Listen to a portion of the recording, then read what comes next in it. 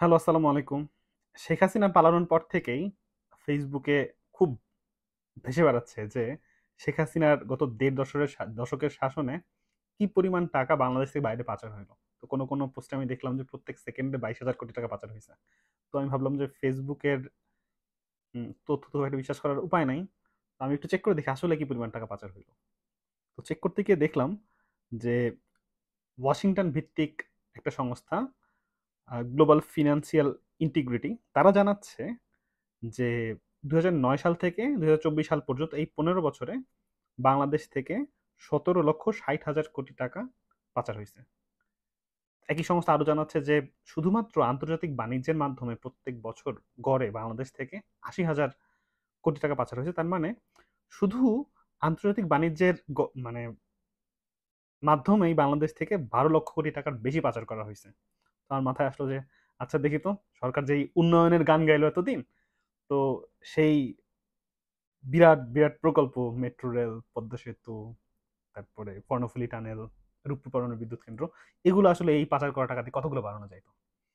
সব সরকারি খরচ হিসেবে খরচ ধরতেছি আমি। সরকার হিসেবে অনুযায়ী আমাদের যে MRT-6 ঢাকা মেট্রো, এটাতে সর্বমোট খরচ হচ্ছে ৩৩,৪৭২ কোটি টাকা।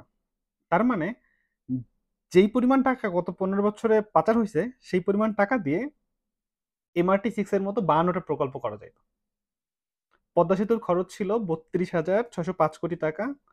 পাচারের টাকা দিয়ে ৫৪টা পদ্মা সেতু বানানো যাইত। কর্ণফুলী টানেলের খরচ ছিল ১০,৬৮৯ কোটি টাকা। তার মানে পাচার যে পরিমাণ টাকা হইছে, সেই পরিমাণ টাকা দিয়ে কর্ণফুলী টানেল বানানো যাইত ১৬৪টা। বাংলাদেশের ইতিহাসের সবচেয়ে বড় প্রকল্প রূপপুর পারমাণবিক বিদ্যুৎ কেন্দ্র প্রকল্প। এই প্রকল্পের ব্যয় হচ্ছে ১,১৪,০০০ কোটি টাকা।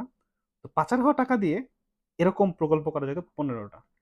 যে হিসাবগুলো বললাম আগেই বলছি, যেগুলো সব সরকারি হিসাব। তো আমাদের দেশে তো প্রকল্পগুলোর খরচ এমনিতে অনেক বেশি। যেমন আমরা যদি মেট্রো রেলের খরচটা দেখি, আমাদের মেট্রো রেল হচ্ছে পৃথিবীর সবচেয়ে ব্যয়বহুল মেট্রো রেল। কিরকম একটু কম্পেয়ার করে যদি দেখি, তাহলে পাকিস্তানের যে লাহোর অরেঞ্জ লাইন, সেটা করার জন্য প্রত্যেক কিলোমিটারে খরচ হয়েছে ৬,৬১,০০,০০০ টাকা। তারপরে দিল্লি লাইন করার জন্য খরচ হয়েছে ৫,৬০,০০,০০০ টাকা প্রত্যেক কিলোমিটারে। ইভেন সিঙ্গাপুরের যেটা, ওইটার জন্য খরচ হয়েছে ১৬,৫৬,০০,০০০ টাকা। কিন্তু বাংলাদেশে প্রত্যেক কিলোমিটারের জন্য খরচ হয়েছে ২৩,৪০,০০,০০০ টাকা।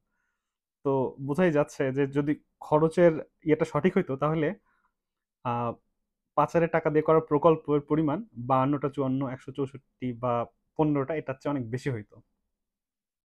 তো এই হচ্ছে সিনারিও, ভাবলাম একটু শেয়ার করি। Thank you. অন্য একটা ভিডিওতে আবার দেখা